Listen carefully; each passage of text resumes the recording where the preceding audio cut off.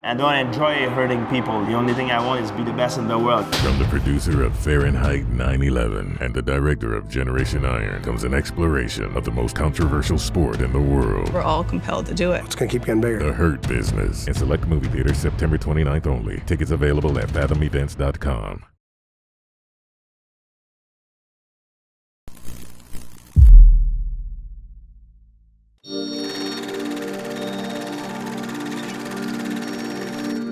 I think you were in UK, I think it was a Body Power Expo, and it was footage of you and Phil Heath working out in the gym together. That was actually a cool video. I mean, it went viral, I think. Everybody was talking about it. Now, what was that experience like? Well, you know... Was it planned or it just happened? It just happened, right? Well, honestly, no, it was not planned. It was not planned. It was not planned, but it was, you know, it's one of those things where you walk away from it and feel like you have been beaten up and raped. Nah, you walked away though feeling like, wow, your life and attitude has been uplifted, you know, even if it was, you know, just too short, you know. That was a cool moment. And it was really very, very cool. Very, very cool. Just dynamite people and just but man, it was, to answer your question, the energy was electric, and everybody's tired before they get there. So before everybody gets on the floor, you know, everybody's sitting out in the other area where they like sell food and stuff, and everybody's taking their pre-workouts and shit, and it's just like all, and you know, there are people that are enthusiasts of the sport and stuff that are around taking pictures and and but then when everybody gets on the floor, it's just like this mountain of people moving from one station to the next station, and then you have all these people training together. Yeah, man, it was just people that you would otherwise probably not get an opportunity to train with. Well, when you work out with another bodybuilder, right, and there's people are actually observing you guys work out, do you ever feel, and I know you're not a weightlifter, you're a bodybuilder, but do you ever feel pressure to, or both of you feel pressure to go heavier than the other one, like competing on weight? Does it ever happen? You know what? There was a time when I would have said absolutely not. But, you know, I have seen it happen. You know, I can, particularly now, like there's something to be said for being seen when you got the fullness of your body armor on, and you're sitting there in your traps. You don't have to flex them, they're just there, and your shoulders are all inflated, and you know you don't have to do anything, and your arms are just kind of full and hanging. There's something to be said for being able to, you know, feel your mojo and go through your thing without feeling the threat of being compared to someone else. Right. But I realized, like, particularly as I've gotten more accomplished in my career and have to go through those peaks and valleys, I'm more conscious now of, you know, being seen. Recently, I went somewhere with Rich Piana. We were at Natural Body in Queens, and we were doing a store appearance. And I walked in, and as much as I would like to say that, you know what, I'm not a weightlifter, I'm a bodybuilder, you know, I walked in, and this particular day, I happened to look straight ahead, and I saw this much of a man looking back at me, and I remember thinking, oh, wow, okay. And they were like, well, maybe I can sneak away really quickly before someone makes a comparison and says, you know, so I began to just kind of turn my back, say hello, and just turn my back and keep walking. Just then, Rich says, hey, Kai, come on over. Let's take a picture. To my dread, I manned up. I walked over, shook his hand, and took the photo. But in my mind, immediately as the photo snapped, there was all this questions and voices in my head that said, oh my God, it's up. People are gonna know. They're gonna see you. Did you look as big as him? Did you need to turn to the side? How did you need to kind of Phil Heath out angle at him? Or, you know, did I say that? I didn't mean to say that. I didn't say that. But yeah, man, it was a very interesting thing, and particularly on this side of the fence. Yeah, so to answer your question, there are times when, yeah, it does come up. I could lie, but that wouldn't be fair. In Olympia this year, who do you think will put up a good fight? Who do you think will not necessarily win, but it will definitely outperform the expectations? Man, you know what?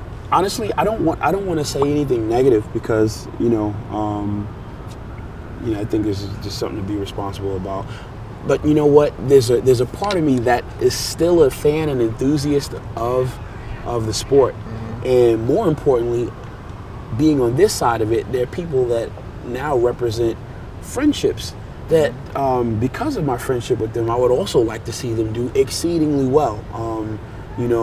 I'm not a great friend of Nathan, but this dude exploded on the scene, Nathan Diasha, yeah. Very recently, and he put out a performance when we were at Body Power this year that was nothing short of just really awesome. It's like a throwback to some really pretty lines and some great condition. It would be really, really nice to see what he does his first time out at the Olympia. Roelly Winklaar. He's looking massive. Everybody's talking about him. Well, he was very, very big, round, and impressive when we were back in England. He actually did win the show in England.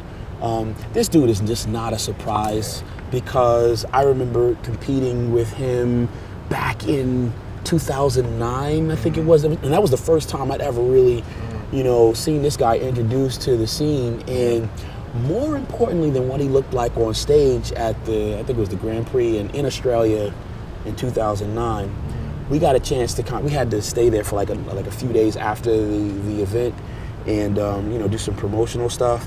And I got a chance to watch him go through his process, and I swear, after getting off stage, those next few days, we watched him just expand and he just became this really awesome essay of incredible body parts with just incredible proportions. And I remember thinking back then, my God, it would be amazing to see what this guy would look like, when he gets it all together. And it's taken some time, but wow, we're in 2016. He seems to be off to an amazing start this year.